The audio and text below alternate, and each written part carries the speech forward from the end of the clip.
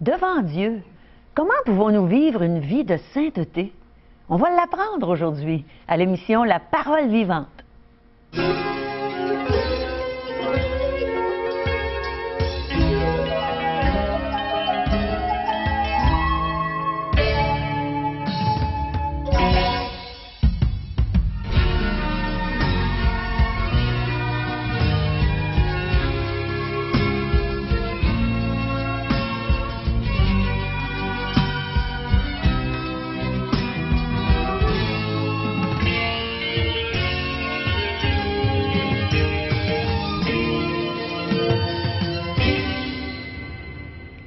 Bonjour chers amis et bienvenue à l'émission La Parole vivante. Dieu a dit dans sa parole, vous serez saints car je suis saint. Mais comment est-ce qu'on peut faire pour avoir une vie de sainteté? Je suis très heureuse, Régent, bonjour. Bonjour. Heureuse que tu puisses nous enseigner sur ce point aujourd'hui. C'est un point essentiel, important à la vie chrétienne parce que Dieu ne demande qu'un service fait par des mains pures. On ne peut pas lui offrir des sacrifices ou un service souillé. Il y a un chant qui dit « Nous élevons des mains pures pour louer le Dieu très saint ».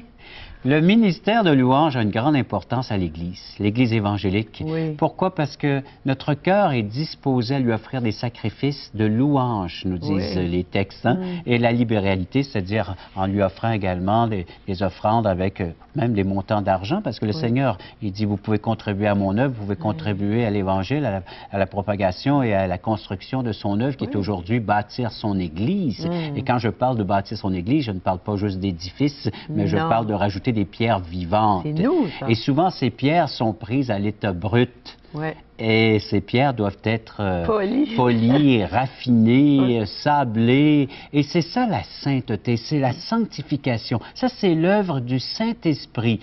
Quand l'Esprit vient habiter en nous, c'est-à-dire après avoir vécu, expérimenté la repentance, c'est de dire oui au Seigneur, je suis un être pécheur et maintenant je veux changer ma façon, ma manière de vivre. Je ne veux plus être caractérisé par mon péché. Seigneur, viens, ôte mon péché, lave-moi, purifie-moi. Et par le fait même, eh bien, par un geste de confiance, je reçois Jésus-Christ comme mon sauveur et je suis habité par l'Esprit Saint. Ouais. Mais que veut-il faire, l'Esprit, une fois qu'il est entré en nous, une fois qu'il habite en nous? On va regarder ça avec plus de détails, plus de versets. Suivez-moi, je vais m'installer dans les décors et puis on va regarder ensemble donc encore une fois la signification de cette croix que vous voyez naturellement en arrière-plan. Mais j'espère qu'il est devenu précieux pour vous, naturellement, ce plan qui est de la croix. On va lire ensemble des textes, entre autres dans l'Épître de Paul à Tite, chapitre 2, les versets 11 et suivants. Alors, Tite, chapitre 2, versets 11 et suivants, nous lisons « Car la grâce de Dieu, source de salut pour tous les hommes, moi j'aime ça, elle a été manifestée. » La grâce de Dieu, c'est une intervention divine, c'est pas suite à notre demande, c'est pas suite parce qu'on a pu accomplir quelque chose de bien qui a attiré cette grâce. Non, c'est Dieu qui en a décidé ainsi. Dieu, par sa grâce, est venu, il s'est manifesté en la personne de Jésus. C'est lui qui est la source de toute grâce divine. Elle s'est manifestée pour tous les hommes. Alors, ceux et celles qui disent présentement à la maison, moi, je ne suis pas un élu, je ne suis pas un appelé, dites-vous bien que la grâce a été manifestée pour tous les hommes. Et plusieurs autres textes pourraient également confirmer ces choses, cette vérité que le Seigneur Jésus-Christ a accompli un salut pour tous les péchés du monde. Est-ce que nous sommes tous sauvés? Non, parce qu'il faut se l'approprier, il faut s'identifier personnellement. On va lire le texte. Tite, chapitre 2, maintenant, verset 12. Cette grâce, elle nous enseigne à renoncer à l'impiété et aux convoitises mondaines et à vivre dans le siècle présent selon la sagesse, la justice et la piété. Alors donc, le croyant change sa vie carrément, sa façon de vivre. Ce qu'il aimait, c'est-à-dire ses convoitises, il les déteste aujourd'hui parce qu'il y a une nouvelle nature. La nature pécheresse qui est en nous maintenant, eh bien, elle est repoussée et c'est la nature de l'Esprit Saint qui s'installe. C'est l'Esprit. Vous savez, si l'Esprit était venu juste pour nous empêcher d'aller en enfer, d'aller dans le lieu de perdition, alors on pourra vivre comme bon nous semble et puis attendre la venue justement de l'enlèvement ou la venue de notre mort pour aller au ciel. Mais l'Esprit Saint a une œuvre à accomplir maintenant dans ma vie, dans notre vie, de ceux et celles qui se repentent de leurs péchés et qui croient au Seigneur Jésus-Christ, reçoivent l'Esprit Saint pour accomplir une œuvre parfaite. Et quelle est son œuvre? Bien, continuons à lire. Donc, dans Tite, chapitre 2, maintenant le verset 13, « En attendant la bienheureuse espérance et la manifestation de la gloire de notre grand Dieu et Sauveur Jésus-Christ. » Et verset 14, « Il s'est donné lui-même pour nous, afin de nous racheter de toute iniquité et de se faire un peuple qui lui appartienne, purifié par lui et zélé pour les bonnes œuvres. » C'est ce que Dieu est en train d'accomplir en nous. Vous savez, l'Esprit Saint est en train de se manifester d'une façon tout à fait spéciale. L'Épître aux Romains, chapitre 8, va nous dire, et ça c'est un texte peut-être qu'on vous a cité maintes et maintes fois en tant que croyant, « Toute chose concourt au bien de ceux qui aiment Dieu. » Mais vous connaissez la suite de ce texte? On devrait connaître la suite, afin de devenir semblable à son Fils Jésus-Christ. Si je vous dis, et je vous posais la question, est-ce que vous péchez moins qu'avant? Est-ce que depuis que vous avez cru et depuis que vous avez reçu l'Esprit Saint, est-ce que vous péchez moins qu'avant? Quelle serait votre réponse en tant que croyant? Si vous êtes en train de devenir de plus en plus semblable à Jésus-Christ et le Saint-Esprit est en train d'accomplir son œuvre, de vous rendre ainsi de plus en plus à l'image de son Fils, eh bien, on devrait dire que je pêche moins aujourd'hui que je péchais la fois ou le temps que j'ai reçu Jésus-Christ comme mon Sauveur. Parce que son œuvre, c'est de nous rendre parfaits. Et quand est-ce que nous serons parfaits? Il va s'en dire lorsque nous quitterons ce corps, cette chair qui a goûté au péché et à toutes ses convoitises. Mais je devrais dire que je suis de plus en plus semblable. C'est la maturité spirituelle, c'est l'œuvre, donc, de sanctification en sanctification, nous dit Paul dans l'Épître aux Thessaloniciens. Je dois grandir dans la sainteté, c'est-à-dire donc de moins en moins pécher. Comment est-ce que je peux faire ça? Comment est-ce que je peux résister à la tentation et au fait de désobéir à Dieu? Eh bien, c'est en vivant par l'Esprit Saint. Seul l'Esprit Saint, seule cette nature peut me dire non au péché et de dire oui aux œuvres qu'il a préparées d'avance pour nous. Et ça, on doit apprendre à vivre ainsi. On doit apprendre à vivre selon la volonté de Dieu, l'accomplissement du plan de Dieu pour notre vie. Et cela dépend de ma soumission, un mot très important ici, de ma soumission à l'Esprit Saint, à la personne de l'Esprit de Dieu qui vit en moi. Si je ne me soumets pas, c'est très difficile parce que si je ne me soumets pas à l'Esprit Saint, donc, c'est-à-dire je suis en train de répondre tout à fait à l'attitude que j'avais autrefois, auparavant, donc, et à cette nature déchue et perdue qui veut naturellement que je vive dans le péché. Comment vaincre le péché? Comment résister à tout cela? C'est en vivant et en étant animé, en étant rempli de l'Esprit de Dieu. Et je peux vivre maintenant pleinement de cette réalité des faits. Donc, nous ne sommes pas laissés à nous-mêmes, nous ne sommes pas laissés seuls, nous avons l'Esprit de Dieu sur lequel on peut aller puiser, et laissez-moi vous dire que ce sont des ressources inépuisables, des ressources éternelles, des ressources qui sont là divines et qui sont de notre grand Dieu. J'aimerais qu'on puisse lire d'autres versets dans l'Épître aux Hébreux cette fois. Alors donc, lisons ensemble l'Épître aux Hébreux, et que lisons-nous dans ces versets? Tout d'abord, chapitre 12, versets 14 et 15. « Recherchez la paix avec tous et la sanctification sans laquelle personne ne verra le Seigneur. Veillez à ce que personne ne se prive de la grâce de Dieu, à ce qu'aucune racine d'amertume poussant des rejetons ne produise du trouble et que plusieurs n'en soient infectés. » Qu'est-ce que l'Éternel Dieu est en train de nous dire ici? Qu'est-ce que le Seigneur est en train de nous enseigner? J'aimerais me rapprocher de vous afin de pouvoir parler plus intimement de cette œuvre qu'est le Saint-Esprit. Le Saint-Esprit nous dit que nous pouvons vivre de sainteté, de sanctification dans nos relations interpersonnelles. Rechercher la sanctification, sinon nul ne verra le Seigneur. Parce que la personne du Seigneur, c'est la sainteté même incarnée. Alors pour manifester cette personne du Seigneur, je dois vivre. C'est un devoir que j'ai en tant que chrétien de vivre dans la sainteté. Et si jamais il y a quelque chose qui vient faire obstacle à cette sainteté dans mes relations, je dois régler cela le plus rapidement possible afin qu'il ne pousse pas des rejetons ou, il va s'en dire, des petites pousses d'amertume qui vont se produire au sein de la communauté, au sein de l'Église locale. Je dois veiller à ma relation interpersonnelle avec les autres. Je dois vivre donc dans le respect, je dois vivre dans l'humilité, je dois vivre dans le pardon, je dois vivre dans la réconciliation. C'est la manifestation de la nature même de l'Esprit qui vit en moi.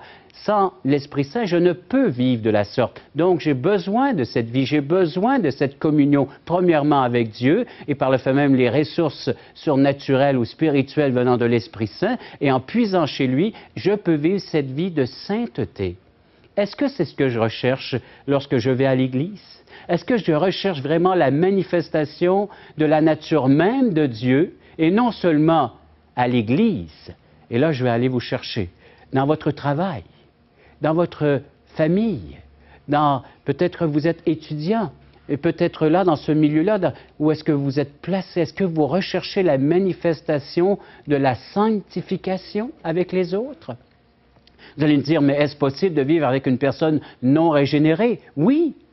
C'est possible. Lorsque vous êtes animé de l'Esprit Saint, vous pouvez manifester la sainteté, même au sein de milieux souillés, impurs. N'est-ce pas ce que le Seigneur Jésus-Christ a fait lorsqu'il est venu sur cette terre? Il était dans un monde imparfait, il était dans un monde pécheur, et pourtant il a manifesté quoi? La sainteté, la nature même du Père. Puis il dit, ce que vous êtes maintenant, ce que je suis, vous êtes devenus de la même nature que la personne de Jésus-Christ. Alors donc, c'est possible. Parce que le Seigneur Jésus-Christ nous a dit que ses commandements ne sont pas difficiles, ils ne sont pas pénibles.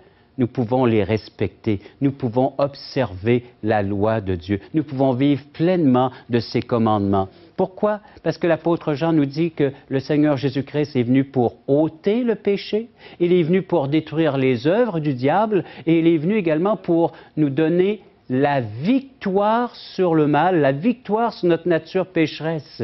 Est-ce possible? Ça m'étonne, hein? Ça vous étonne vous aussi, mais de savoir qu'on peut avoir la victoire sur toute trace du mal dans notre vie? Oh, je serai un pécheur, mais plus un pécheur perdu, un pécheur sauvé, et ce qui veut dire que la parole de Dieu dit « je suis un saint ».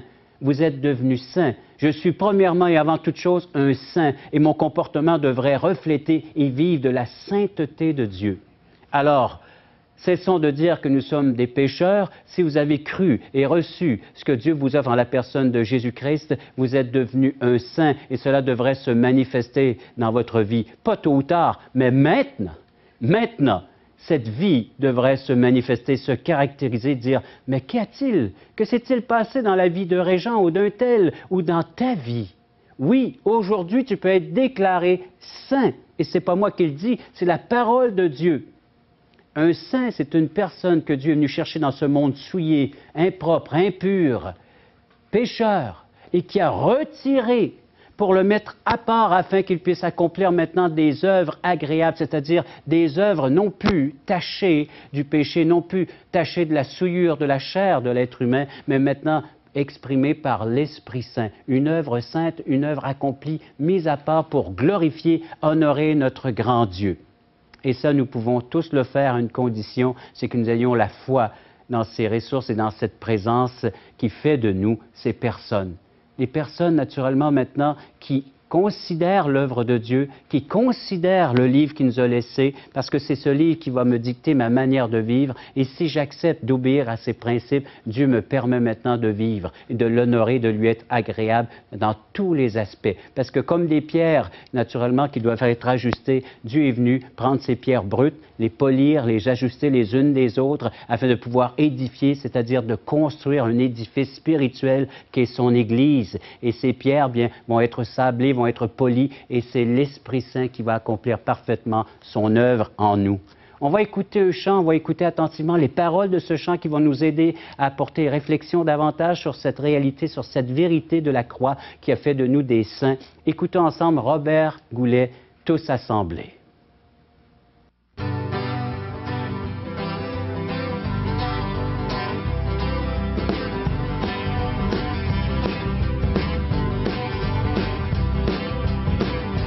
Il entre dans ma vie, oh quel jour merveilleux.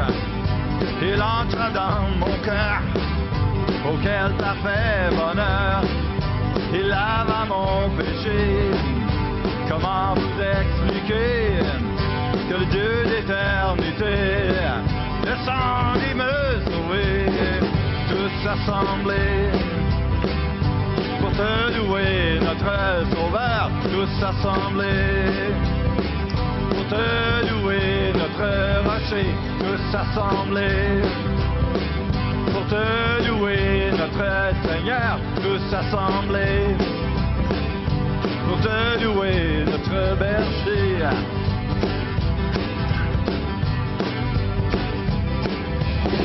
Tous les jours de ma vie, sur moi tu veilleras, mon âme du tentateur, sans cesse tu garderas, pour toujours avec toi. Un jour tu me prendras dans ta maison de gloire. Sans fin nous chanterons tous assemblés pour te louer, notre Sauveur. Tous assemblés pour te louer, notre rocher. Tous assemblés pour te louer, notre Seigneur. Tous assemblés pour te louer, notre berger. Tous assemblés pour te louer, pour t'adorer. Tous assemblés pour t'exalter, pour te louer, pour t'adorer. Tous assemblés pour te louer, notre Seigneur, notre berger, notre rocher, notre Seigneur.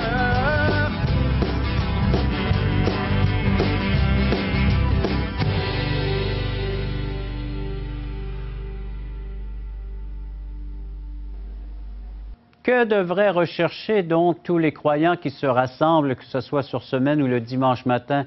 C'est la sainteté.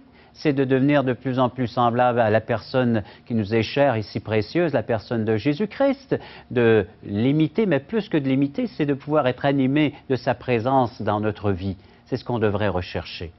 J'aimerais juste vous lire, partager avec vous quelques textes encore de l'Épître aux Hébreux comme conclusion de ce message d'aujourd'hui, afin que vous puissiez en bénéficier, en profiter pleinement. C'est Hébreux chapitre 9, le verset 12 nous parle de Jésus. Il dit « Il est entré une fois pour toutes dans le lieu très saint, non avec le sang des boucs et des veaux, mais avec son propre sang, ayant obtenu une rédemption éternelle. Car si le sang des taureaux et des boucs et la cendre d'une bâche répandue sur ceux qui sont souillés sanctifie et procure la pureté de la chair, combien plus le sang de Christ, qui par l'Esprit éternel s'est offert lui-même sans tache à Dieu, purifiera-t-il votre conscience des œuvres mortes, afin que vous serviez le Dieu vivant. » Ça, c'est la réalité des choses. Le fait de savoir que une fois pour toutes, cette œuvre est accomplie. Avez-vous remarqué qu'il parlait ce qu'il y avait dans l'Ancienne Alliance, de présenter tous ces boucs, toutes ces brebis, ces sacrifices de l'Ancienne Alliance qui ne pouvaient ôter le péché, qui ne pouvaient rendre une conscience pure par le fait même, et seulement Jésus-Christ qui est entré dans le tabernacle céleste, dans la demeure de Dieu, dans le sanctuaire de Dieu, ce lieu très saint, il est entré une fois pour toutes avec un seul sacrifice, parce que c'était tout ce que le Père attendait, tout ce que le Père demandait, ce Dieu saint et juste, qu'un sacrifice parfait soit offert pour notre péché, pour notre condition, afin que nous devenions aujourd'hui non plus des pécheurs perdus, mais des saints, des gens sanctifiés maintenant, une conscience pure, purifiée des œuvres mortes. C'est comme ça que Dieu considère les œuvres qu'on a pu accomplir, elles sont mortes. Et même Paul va préciser dans Thessaloniciens que tout notre être soit conservé par la puissance de Dieu, c'est-à-dire comme corps, âme et esprit, qu'il soit sanctifié, qu'il soit mis à part pour la manifestation de la gloire de Dieu dans l'éternité. Avez-vous cette foi que vous pouvez être préservé, conservé par la puissance de Dieu pour être une manifestation éternelle de la gloire, de la puissance de Dieu? Seul Dieu peut faire de moi, seul Dieu peut faire de vous un saint. Nous sommes tous des êtres souillés. Et si on se touche, eh bien, on ne peut pas rendre à quiconque qui va s'en dire à devenir meilleur, parce qu'on est tous pareils, nous sommes tous qualifiés, tous pécheurs, tous souillés. Mais si une personne sainte vient nous toucher, elle nous transmet sa nature. Et c'est là ce que Jésus-Christ venait accomplir. La sainteté qui était là, dans le lieu parfait de Dieu, s'est fait homme afin de venir toucher. Et par la foi, nous acceptons ce toucher surnaturel, spirituel. Nous devenons par le fait même des personnes saintes, mises à part pour œuvrer pour Dieu. Je vous encourage à y mettre toute votre confiance. Toi qui es là, viens à la croix. Jésus t'appelle. Après le bon message qu'on vient d'entendre aujourd'hui, il y en a peut-être parmi vous qui dites « Ah, moi, je suis loin d'être un saint ». Mais vous aimeriez peut-être rencontrer des gens qui marchent dans la sainteté, qui pourraient vous enseigner à ce sujet. Alors, acceptez notre invitation. Allez à un merveilleux déjeuner de l'espoir, entendre le témoignage d'une personne qui est devenue une sainte. Alors, regardez les coordonnées, vous allez savoir comment vous rendre à un endroit où il y a un beau déjeuner de l'espoir dans votre région. Regardez ce qui se passe dans cette salle. Il nous manque de la place. Voulez-vous m'aider à tasser le mur, s'il vous plaît? Hein? Jésus est vivant, il vit pour toi, il vit pour moi. Jésus est ici, il vient pour toi, il vient pour moi. Il est venu pour tous nous pardonner. C'est une nouvelle naissance. C'est comme une chenille qui est transformée en papillon. Mais il faut lui demander. Dieu vous offre la vie éternelle, mais il faut que vous la receviez. Parole Vivante vous invite à participer à l'un des nombreux merveilleux déjeuners de l'espoir. Ces déjeuners ont lieu dans plusieurs restaurants réputés de la région et vous sont offerts gratuitement. Venez entendre le témoignage d'une vie transformée par la puissance de Dieu. Pour connaître les détails concernant l'endroit, la date et l'heure pour votre région, composez le 1-877-537-7647 ou notre site web www.espoir.ca. À l'église de Granby, il y a plusieurs anciens, des hommes sages qui savent conduire notre église. Et j'aimerais vous présenter un ancien en formation. C'est un homme envers qui je vais être de plus en plus redevable dans mon ministère à la louange. Et son nom, c'est Jacques Plante. Bonjour, Jacques. Bonjour. C'est une joie pour toi de venir avec nous, j'imagine. Hein? Certainement. Et c'est une joie pour nous de t'accueillir à l'émission La Parole Vivante.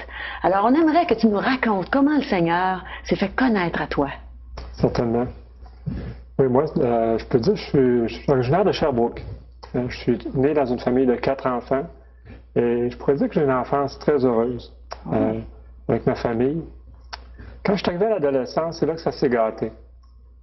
J'étais très grand, très maigre et ça a fait que je suis devenu larguisé de la polyvalente à laquelle j'étais. Ça a été pour moi des moments très difficiles, très pénibles. Au point où j'en suis venu à me dire que la vie elle devait avoir beaucoup plus de sens que ça n'avait pas d'allure. Manger, boire, puis espérer que le lendemain soit mieux que la journée d'aujourd'hui. J'en suis venu même à penser au suicide, plus vers mon secondaire 4 ou 5. Je ne l'ai pas fait parce que mon éducation me défendait bien quelque chose comme ça. Heureusement? Oui, heureusement. Je me rappelle une journée où j'étais sur un pont à Sherbrooke. Je me suis fait serrer entre un garde-fou et un camion remorque qui tournait. Je n'ai pas été blessé, je n'ai pas été touché, mais ça m'a amené à me poser une sérieuse question. Qu'est-ce qui me serait arrivé si j'y serais passé cette journée-là? Je réalisais que je ne serais pas prêt à rencontrer mon Dieu. Je n'étais pas prêt à ce moment-là. Alors ça m'a amené à chercher qui était Dieu, quelle était la vérité. Entre-temps, mes parents ont débuté à aller dans une église évangélique. Donc, une église évangélique, c'est un endroit où on prêche l'Évangile. À Sherbrooke? À Sherbrooke, même. Puis je suis allé avec eux. Puis ce qui m'a frappé, en entrant dans cette église-là, un jeune homme est venu me rejoindre, m'a salué, m'a serré la main, m'a souhaité la bienvenue. Juste ce petit geste-là a fait que c'est quelque chose que je n'avais pas connu ailleurs auparavant. Donc, ce que ça a fait en moi, c'est que ça m'a ouvert les oreilles. J'ai commencé à écouter ce que ces gens-là avaient à dire. Et c'était intéressant, il nous parlait que Jésus-Christ était mort pour nous, qu'il était venu nous sauver, mais il me disait aussi qu'ils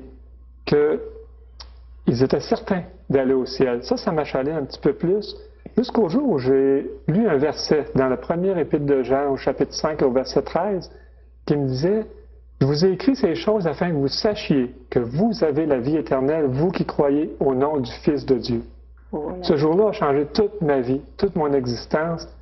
Je pouvais savoir où je serais pour l'éternité. J'avais un but maintenant.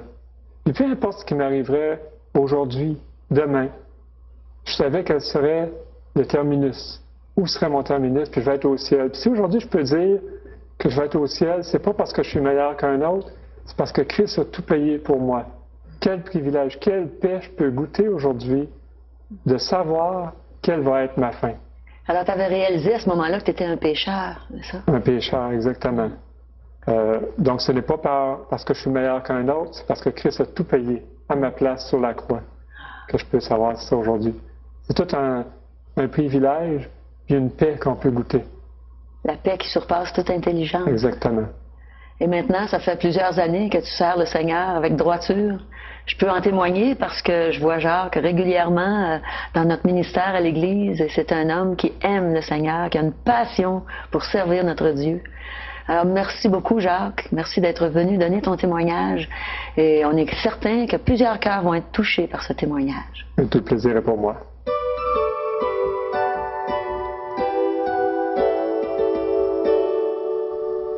Le message d'aujourd'hui me fait penser à un chant où le refrain dit « Feu du fondeur, je n'ai qu'un désir, être saint, mis à part pour toi, Seigneur, et prêt à t'obéir. » Et plus que ça, nous allons refléter ces paroles, plus que le Seigneur va pouvoir nous utiliser pour son œuvre. Oui. Que de gens aimeraient trouver un sens, un but à leur vie. Voilà le but que Dieu leur offre. Oui. De devenir saint et par le fait même bien agréable à lui et de pouvoir accomplir des œuvres qui vont l'honorer, le glorifier et qui vont nous suivre jusque dans l'éternité. Oui. Pas besoin d'attendre de mourir et d'être canonisé. Hein? Oui. Tu peux être saint sur cette terre. C'est pas le langage de Dieu, ça. Non, non. Non. Seulement Dieu a le pouvoir de faire de nous des êtres saints en lui-même, de nature sainte. C'est ça, exactement. Les outils qui peuvent nous aider à comprendre, à saisir ce merveilleux message que l'Esprit va utiliser afin de vous convaincre et de pouvoir vivre pleinement ces réalités. L'Évangile de Jean, qu'on offre tout à fait gratuitement. Aujourd'hui, l'espoir, c'est Jésus seul, un beau petit traité qui nous parle de la déchéance, mais comment y remédier maintenant par la personne de Jésus. Les grandes questions existentielles et éternelles. M. Blanchard y répond avec questions fondamentales. Ce sont des textes bibliques également. Les questions que les gens nous posent aujourd'hui. Toujours les mêmes questions d'une génération à une autre. Il va sans dire pourquoi suis-je sur cette terre, puis que va-t-il se passer après la mort. Dieu répond. Et un Nouveau Testament. Édition 2008, on aura encore quelques exemplaires à donner. Et puis les gens vont pouvoir découvrir le message de grâce qui se manifeste encore aujourd'hui. Alors pour avoir ces beaux cadeaux, appelez-nous à 1-877-l'Espoir, 1-877-537-7647 ou bien visitez notre site web espoir.ca. Alors c'est déjà terminé pour aujourd'hui. Régent, on a eu encore un temps merveilleux dans la parole de Dieu. Alors revenez-nous plutôt à la prochaine fois.